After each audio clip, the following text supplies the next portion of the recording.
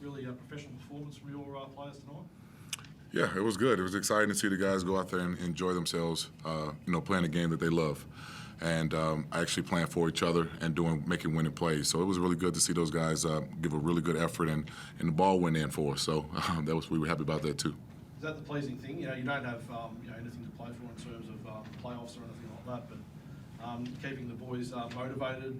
There's still that motivation at training and on game day. Yeah, for sure. This is a great group. I mean, our record doesn't show who we are in the locker room and what we do every day. But this is a great group to coach, and it's been unbelievable. So, that's what they play for, to go out there and give the best effort, no matter if playing for the playoffs or not. We still have a job to do, and it was really enjoyable as a coach to be on the sideline and watch them play. Quite a dominant performance on the rebounding side of things. Yeah. Aside from that, there was a lot of other stats that went United's way, but those effort plays. Yeah. I was definitely going to give them a compliment on beating us almost in every other category besides the rebounding. But like I said, winning plays, and we was doing it early, and like I said, we would find a way to set the tempo. And unfortunately, we didn't shoot the three-point as well, and got outbeaten in a couple of other categories. But when you're starting and gelling well like we did, it's kind of tough to beat us. So what adjustments did you have to make when they were up 17-8? Just slow it down a little bit. Slow it down because we had to figure out where they were doubling from, and then we also had to see, hey, we had different matchups out there at times, so we had to see where we can get them shots at. And once everybody just calmed down and got into the flow, our big guys and our wings started to open things up. How significant was Javal's impact tonight? Oh, he played well. I mean, 22 and 13 in 23 minutes. He's a skilled 7-footer coming down the lane, and he's very athletic and agile. And on the defensive end, he makes you think about laying the ball up over him. So he gives us a lot of attributes out there, and so help us do what we need to do. And Todd, what does he provide? The shooters. Does he give you a bit more freedom, I suppose, to move with the focus on him? Yeah, I mean, when you've got a presence like that down low, he's going to draw that attention. He draws 2-3 guys, and he's going to be able to make shots on the weak side. And it's been a little bit up and down this year in that aspect, but tonight it was nice to see some go through. And it's only got to take 1 or 2 threes on the weak side, and that floor really opens up for him in the middle. And 1-on-1, I'm not sure anyone can really guard him down there. And how about the guards defensively? I mean, keeping Chris to I think 2 field goals and maybe Tanner to maybe 2 field goals. How important was that focus on the defensive end then to open up the other way? Yeah, sure. It's nice when, it's easier to get a flow when you're not taking the ball out of the net every possession, and be able to string 3-4 stops together in a row and get our transition game going. It really, I think we've dictated the game, was on our terms and played at our pace, and yeah, it was fun to be out on the floor and be a part of that. And it was everyone was locked in from the start. Communication was really good. The 2 guys in the screening action, they guarded really well, and I think that was, as you said, we kept their guys to pretty quiet tonight, and that was, obviously went a long way to us winning that.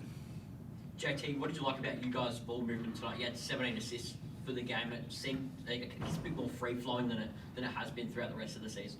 We kept the offense simple, just simple, so 2 to 3 sets, movements, and, stick with that. And then anything else after that, timeouts, something like that, we'll adjust with. So guys understood that, hey, if the ball's in my hand more than 2 seconds, I got to get rid of it because it's not the part of the offense. So, just kept it simple for them to answer that question, so just kept it simple. What did you like about QJ Peterson's game in the first quarter where I guess he sort of really kept you in touch there for a bit? Well, yeah, QJ is really good getting downhill and clearly making shots. So when he's always out there, he's a threat. He takes a defender away. So maybe guys like Tyler Swat can get downhill or create space for Sam and P. So having him as a floor spacer and then being able to create when he needs to is a good asset to have.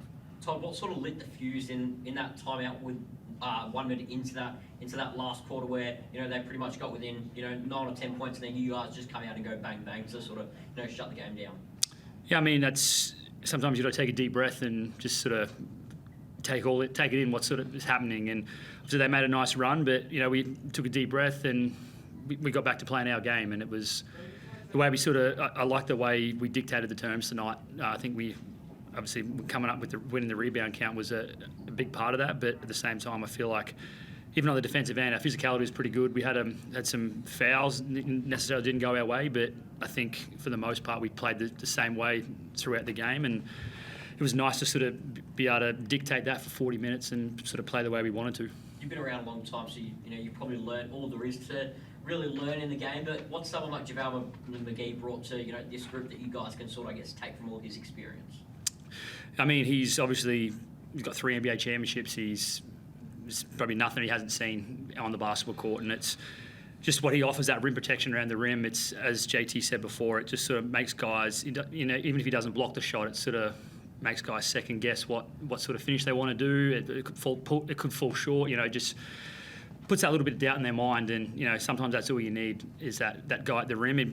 He can sort of make up for a lot of mistakes. So I thought tonight he was really good. That's obviously it's a fun battle to watch between him and Edwards. That's 2 elite bigs down there, and I thought he was really good for us tonight. How important is finishing a season strongly to, I guess, take it into the off season, even though you're not in playoff contention? Yeah, I mean, obviously it would be nice to be in playoff contention, but at the end of the day, this is our jobs. We turn up, we compete. We're all competitors. We're paid to come out and put our best foot forward every night. And tonight was really fun to be a part of that. It's our guys, everyone on the bench, up and about waving towels. Whether you're on the court, we're making runs, getting stops, getting out playing at our pace. So it was really fun to be a part of it. Justin, how did you see Will's running battle with the referees? Is he ever going to win that? Davo? No, nobody's going to win the battles with the referees. I mean, just like I said, guys got to keep their composure and understand that the team is bigger than one person. And so, but Davo's fine. I mean, he's a competitor, so we get it. But he apologized for it. Thank you. Thank you, guys. Appreciate it.